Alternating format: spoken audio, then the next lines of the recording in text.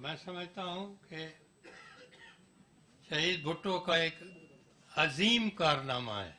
बहुत से कारनामे हैं जिनका जिक्र भी किया जा सकता है, तारीफ भी की जा सकती है, लेकिन मैं समझता हूँ कि एटम बम भी इतना नहीं इम्पोर्टेंट जितना कि ये आइन इम्पोर्टेंट है।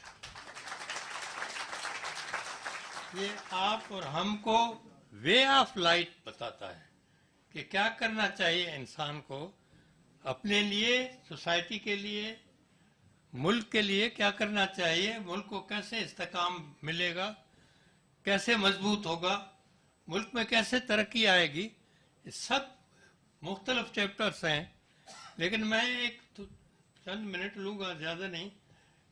मैं फंडामेंटल राइट्स की बात करूँगा, क्योंकि ये जब बन रहा था तो उससे पहले शहीद भुट्टो को जब बुला के हुकूमत दी गई तो उनके पास 3 अहम ओहदे थे।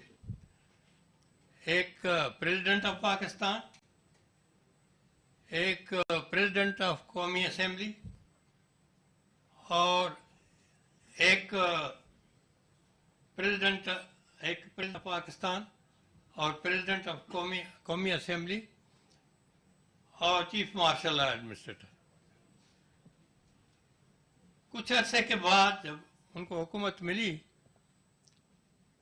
तो बड़े बड़े जय्यद सियासतदान थे उस वक्त, वली खान जिक्र किया, मुफ्ती महमूद साहब, और यहाँ प्रोफेसर अब्दुल गफूर साहब, जो हमेशा शहीद भुट्टो की तारीफ करते थे।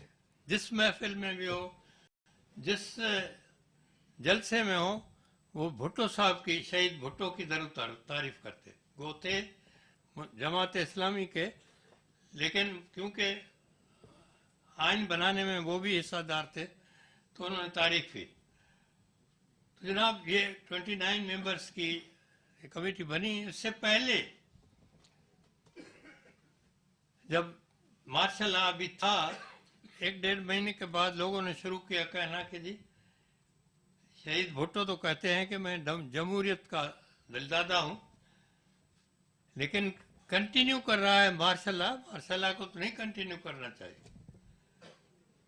तो कुछ हमारे मेंबरान ने एक रेजोल्यूशन दिया हाउस में कि देखें आधा मुल्क चला गया है, यहाँ की हालात भी बहुत ख़राब हैं, अवाम मायूस है, अवाम को रिलीफ देना है, तो इसलिए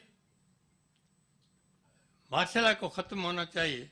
लेकिन क्योंकि हालात ख़राब हैं तो 6 महीने के लिए मार्शल लॉ कंटिन्यू करना चाहिए।